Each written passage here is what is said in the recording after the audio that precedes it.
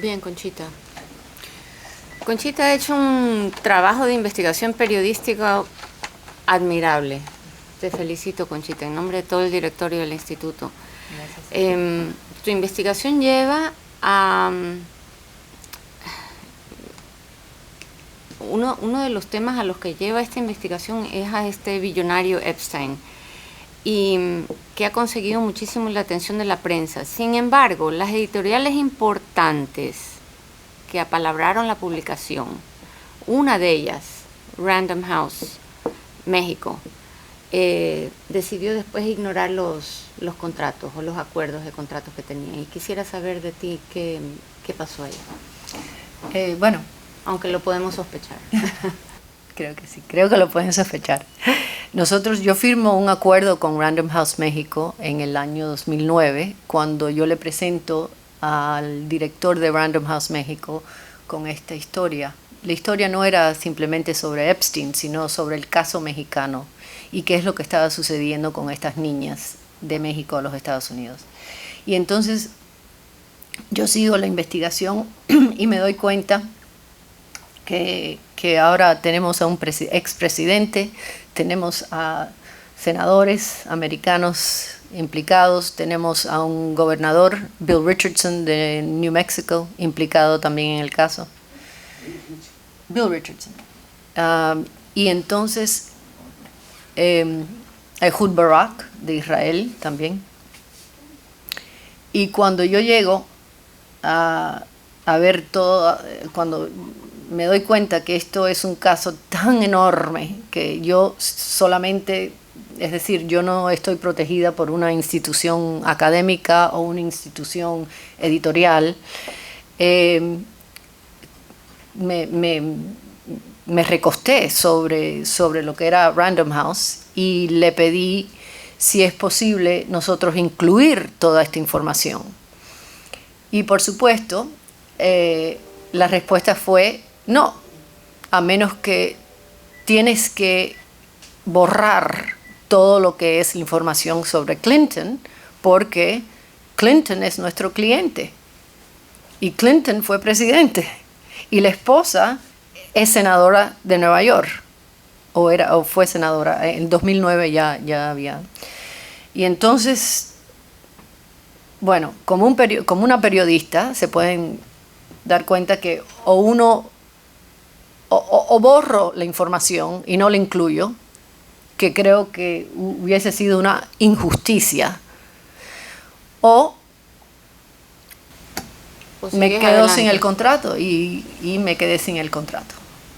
¿Y Epstein, en realidad es Epstein el rey del tráfico sexual, como sugiere el título? Bueno, creo que en este país absolutamente es el rey, porque primero es un hombre que está valorizado a tantísimo dinero, que sigue practicando, sigue siendo un asesor financiero en Wall Street, que hace una semana estuvo caminando por las calles de Nueva York, Madison Avenue, con 2 niñas de 14 años, y nadie ha hecho absolutamente nada, y que aunque fue sentenciado, fue a una cárcel del condado solamente 13 meses, aunque hay una ley federal que lo hubiese enjuiciado por un mínimo de 20 años. Dime, Conchita, estas jóvenes son jóvenes que ya estaban, mujeres jóvenes que ya estaban en el negocio de la prostitución, o eran niñas que fueron inducidas a la prostitución para esta mafia, para este servicio, para esta red de tráfico humano, de tráfico sexual.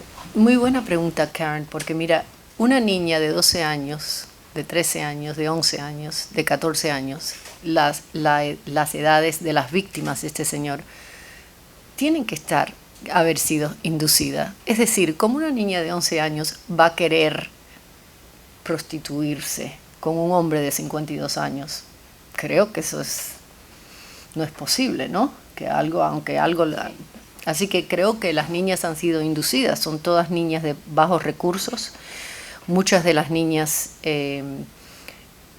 locales, es decir, niñas que él recluyó de Palm Beach County, de la Florida, de Brasil, de México, de Europa Occidental, fueron niñas que no tenían familias y poca educación y que eran niñas ambiciosas.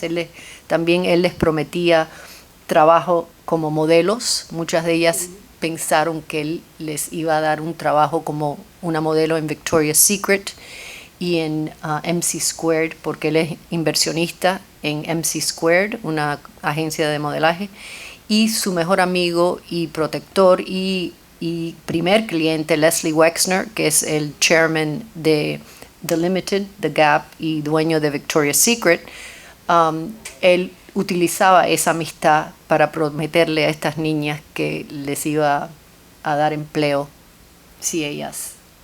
Yeah. Me parece recordar que tiene una isla, ¿no? Él vive en una isla privada, sí, es su isla privada. 23 veces en ese avión. 26 veces. 26, ¿no? 26 veces. Ah, tenía 23 más. ¿Dónde es la isla? En United States Virgin Islands, es cerca de, al frente de St. Thomas. Y es una isla privada que se llama Little St. James. Conchita, ¿hasta qué punto tu libro influye en el desenlace de estos casos?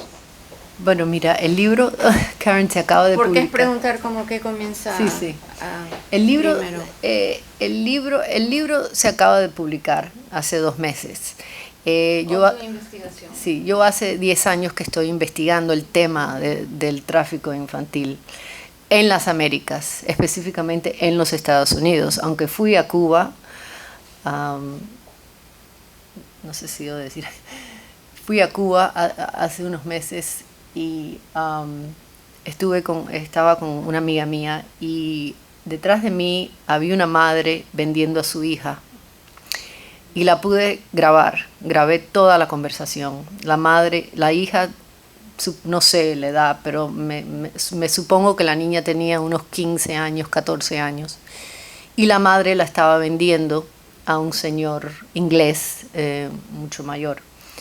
Así que obviamente está sucediendo en Cuba, pero cuando tú le preguntas a un oficial cubano, que yo le he preguntado a varios oficiales cubanos, es que ustedes permiten o saben, reconocen de lo que es el tráfico humano, todos te dicen que absolutamente no, que Cuba cuida muchísimo a sus hijos, que no existe el tráfico humano en Cuba. Pero no, entonces perdóname, para contestar tu pregunta, hace 10 años que yo estoy investigando este tema, hace 2 meses que publiqué el libro y creo que este es el principio. Yo tengo una fundación en Washington, The Alliance to Rescue Victims of Trafficking, y la misión de nuestra fundación es promover el tema del tráfico infantil y abrir, si Dios quiere, la primera casa de rescate, de refugio para estos niños que no existe en Washington.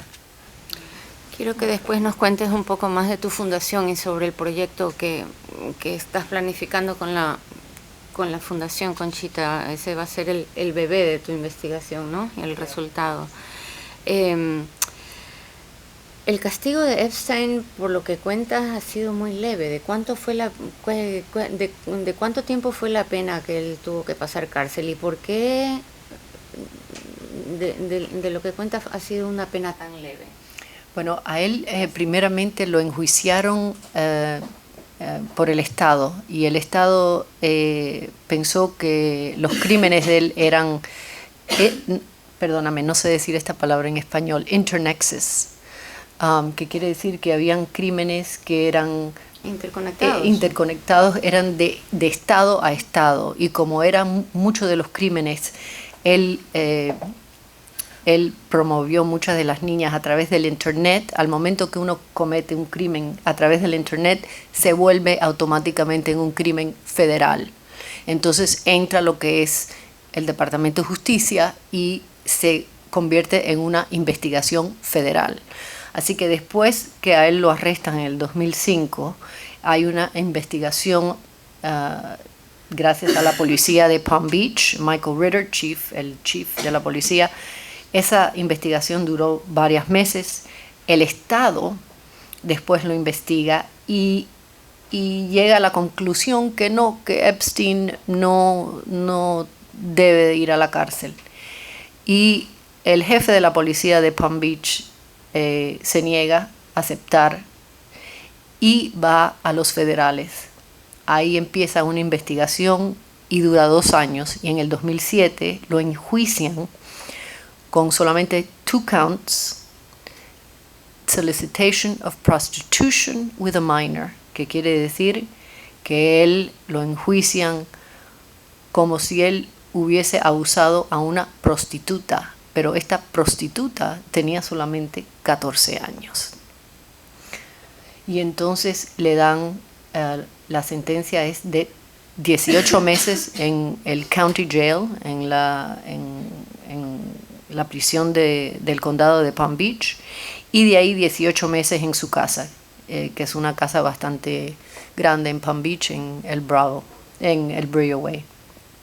Y obviamente lo que ha sucedido después de la sentencia de Epstein es que todos los traficantes que han arrestado en Palm Beach County y aquí en Miami han pedido que utilizaran el caso de Epstein como el federal guideline, el state guideline, para que no los enjuicien a ellos. Así que este caso se ha convertido en un caso. ¿Y cómo Clinton salió de ahí? Porque al principio lo estaban involucrando con esos viajes que dio con él. Bueno, es que primero una de las víctimas, que se llama Virginia Louise Roberts, que tenía 14 años cuando conoció a Epstein, ella identifica a Clinton no solamente en el avión, viajando con ella y con otras niñas de menor de edad, pero también lo identifica en la isla. Y hay en uno de los capítulos, en uno de los depositions que ella entrega, ella dice, el abogado le pregunta, bueno, ¿quién estuvo en la isla contigo estos días? Una de las muchas visitas. Y ella dice, bueno, estuvo el presidente Clinton, Ghislaine Maxwell, Jeffrey Epstein y 2 niñas rusas de 12 años. No dice lo que sucedió, obviamente yo tampoco, yo no sé lo que pasó porque yo no estuve en la isla, pero ustedes pueden opinar o de qué es lo que Conchita, sucedió. Es obvio entender el porqué de la respuesta a mi pregunta. Tú dices al final de la obra que esto no es un tema judicial, sino moral. Lo entiendo así también, pero quisiera que profundices un poco más de por qué es... En el averaje, las niñas que están traficadas tienen entre 11 y 12 años. Esto es un problema global, pero específicamente en este país, lo que los americanos llaman the average age of entry, viene siendo 12 años. Este específico caso, este señor, que es un hombre bastante inteligente, un hombre que de la nada ha hecho billones de dólares, un hombre que tiene una influencia increíble con el gobierno, con el Partido Demócrata, creo que he should know better, y que en vez de ayudar a estas niñas de bajos recursos, que son todas niñas, porque una niña de 12, 13, 14, 15 años es una niña comparada a un hombre de 52 años cuando sucedió el caso, cuando lo arrestaron, en vez de ayudarlas académicamente, empezar un trust, las abusa y se las presta a los políticos. Así que para mí esto es un caso, no solamente que es un caso global, porque lo hizo globalmente, pero también es un caso moral. Es aún mucho más que un caso legal. Es una atrocidad. Es una atrocidad, y es una atrocidad que no ha tenido freno, porque él sigue.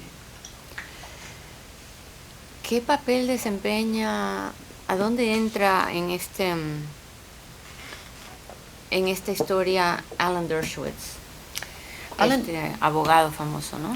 Sí, Alan Dershowitz, que era un profesor de ley en Harvard University, un hombre muy respetado mundialmente, especialmente por su política de Israel y con Israel.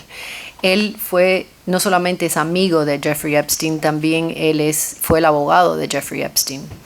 Y lo que nosotros los periodistas nos enteramos en el año 2014, el 31 de diciembre, es que a Alan Dershowitz lo implican en el caso como accesorio. La misma víctima que identifica a Clinton identifica a Alan Dershowitz, y ella dice en el testamento que él la violó 6 veces en 6 distintos lugares. Y entonces imagínate, él se convierte no solamente en el abogado, pero ahora es uno de los defensores. Y no sé si ustedes conocen el caso de Dershowitz con esta niña. Hay 4 casos que todavía siguen pendientes, 2 casos en Nueva York, 2 casos aquí en la Florida. El caso de Dershowitz se terminó, es decir, se concluyó porque él, a través de su seguro, le pagó a la víctima y a los abogados defendiendo a la víctima para que cerraran el caso.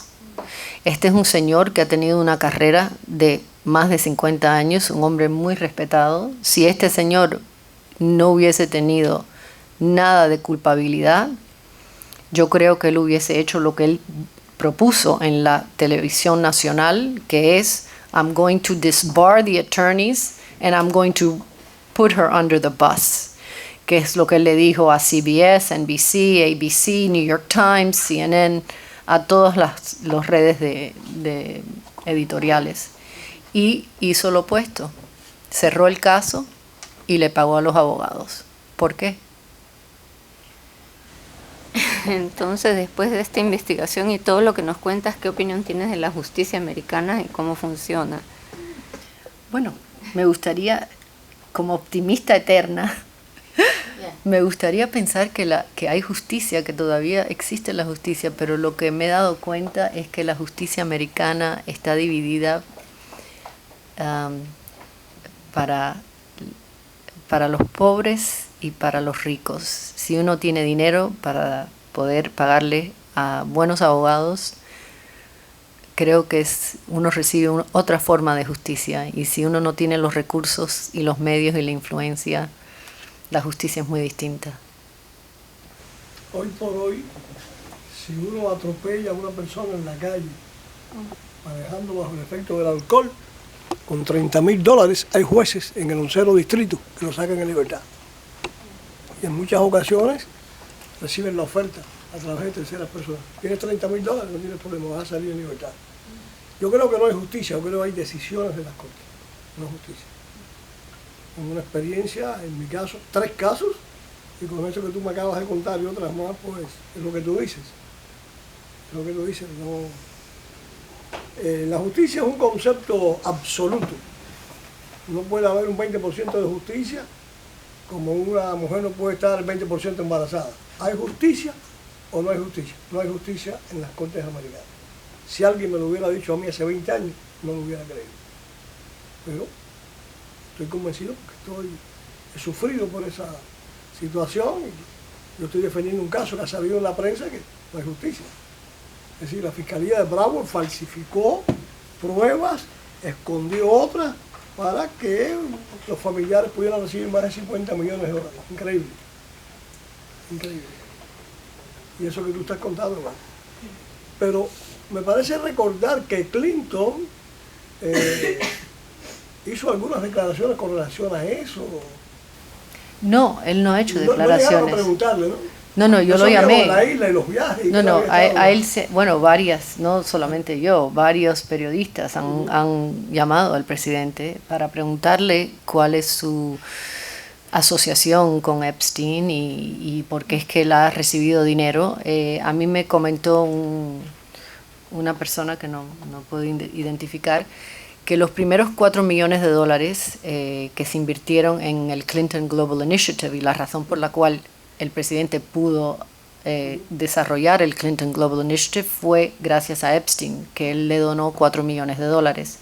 Y Paul Lewis, del periódico The Guardian en Londres, confirmó que Epstein, a través del banco HSBC, que es un banco mitad Hong Kong y inglés, le invirtió varios miles de dólares en la fundación, y también lo confirmó uno de los abogados de Epstein, Gerald Lefcourt. ¿No has recibido amenazas por ese trabajo que has estado haciendo? Sí, bueno, en México yo no he regresado a México porque... No, puedo regresar.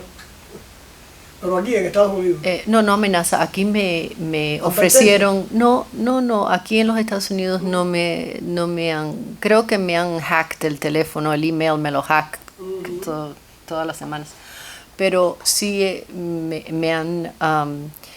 me ofrecieron dinero, $5 millones para no publicar el libro, que obviamente no lo acepté. Así que espero hacer los $5 millones vendiendo los libros.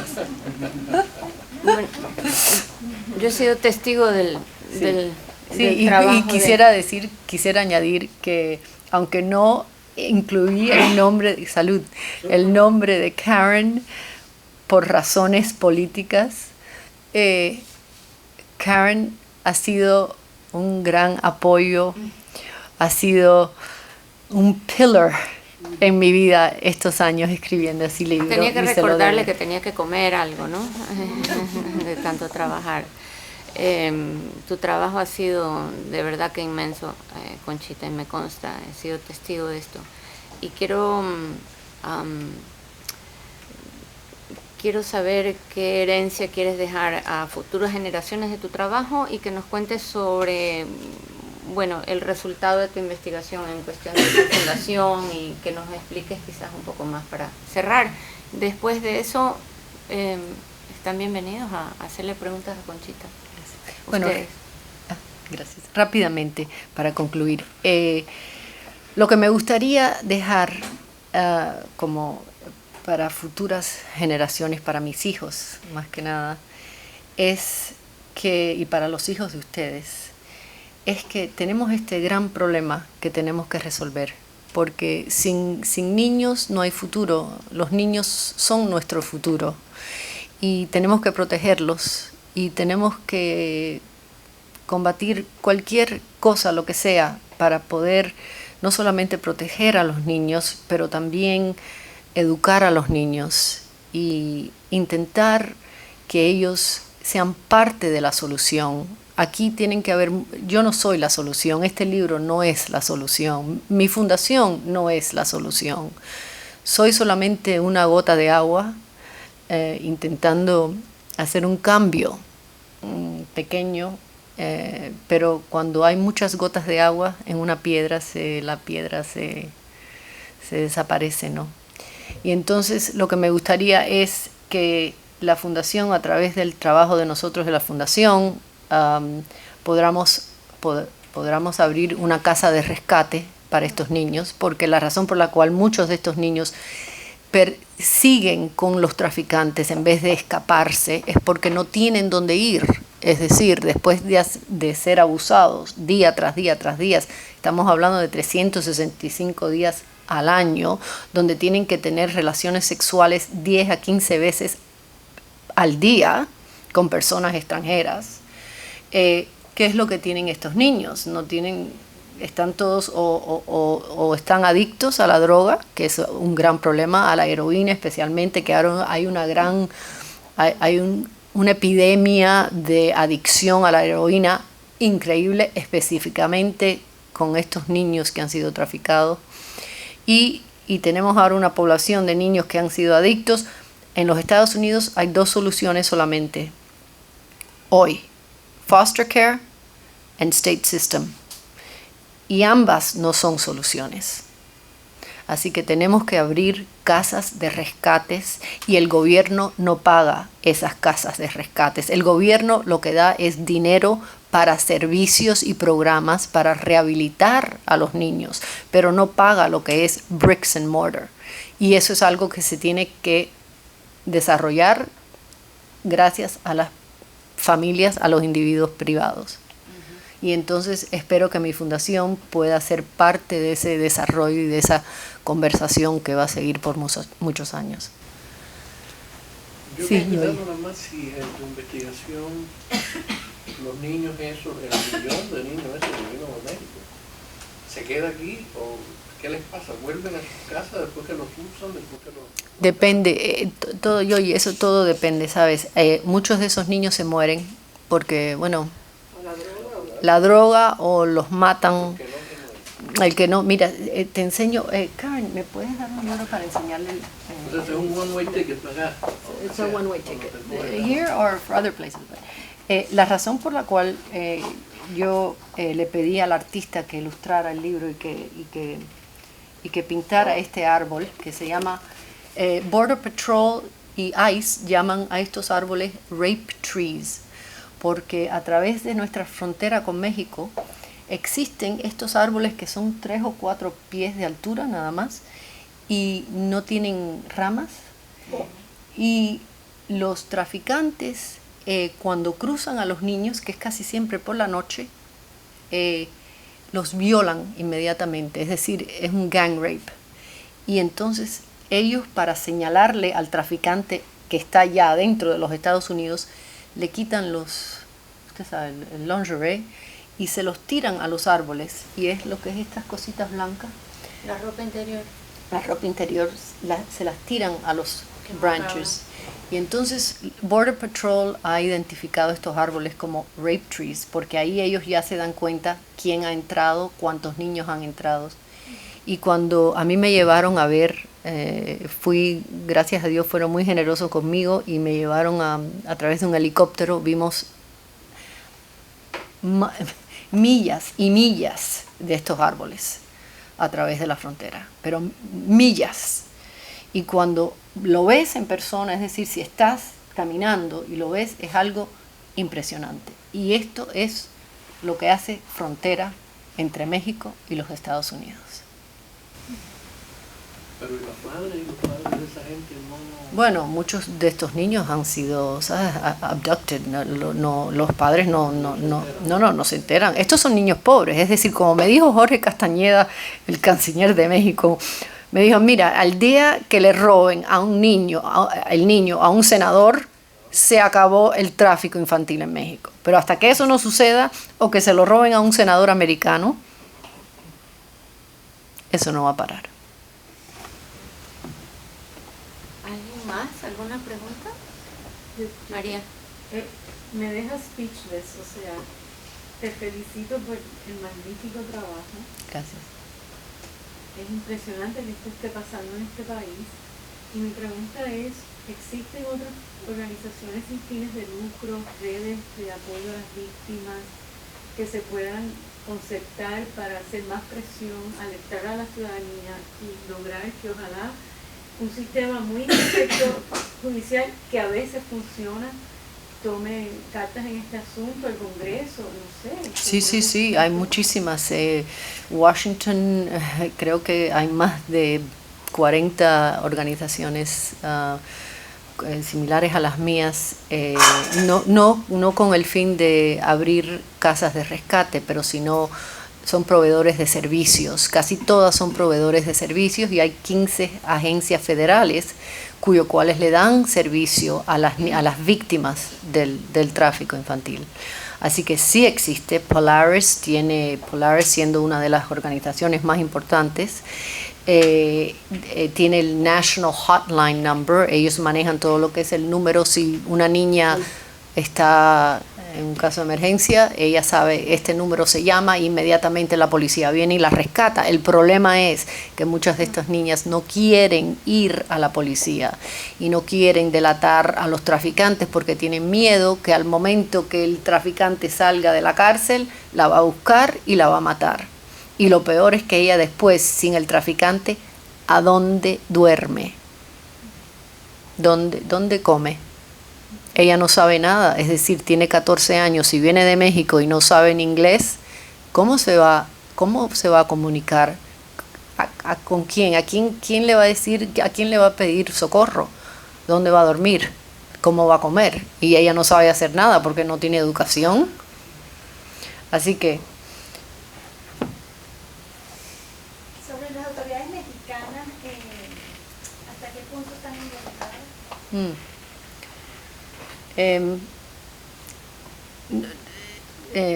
a propósito, no he hecho muchos estudios en México por lo que me sucedió a mí personalmente, pero sí sé que las tres ramas de policías en México, estatales, federales y locales, están todos trabajando con los traficantes. Es decir, la corrupción en México es brutal. Brutal. Y es a través de todos niveles federales, ¿eh? Porque es que el dinero, hay mucho dinero. Esta es una industria de 767 billones de dólares global. Es difícil pelear contra una industria que tiene Entonces, unos ese es el límites. motivo. Porque yo no estoy Claro, es el dinero, Pero es el dinero. el motivo siempre Bueno, es tú, dinero. claro, es el Porque dinero. él Tú lo vendes, a pesar de ser billonario, gana otros billones claro. restando a estas niñas. Bueno, él tiene un político, vamos a decir político X, ¿verdad? El político X le gusta a una niña de 13 años. Él le dice, no te preocupes, yo te voy a proporcionar una niña de 13 años, pero acuérdate que yo necesito que durante la próxima sesión legislativa tú me pases este bill, porque esto yo lo necesito para mejorar mis negocios. Influencia.